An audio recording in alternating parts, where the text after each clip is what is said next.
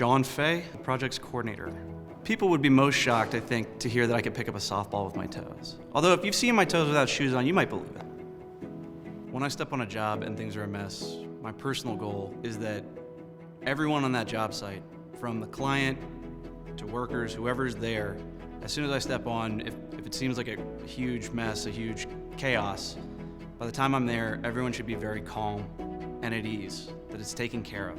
The most taxing project, the most challenging one, was a large gas leak that a company had up in the Boston area that knocked out power to 3 different towns all together at the same time. And we were providing temporary heat and power to 15,000 houses.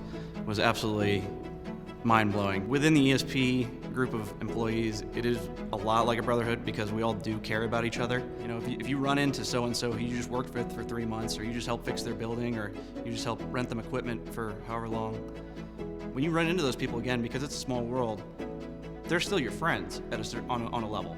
They're not strangers anymore. They're people you have a real connection with.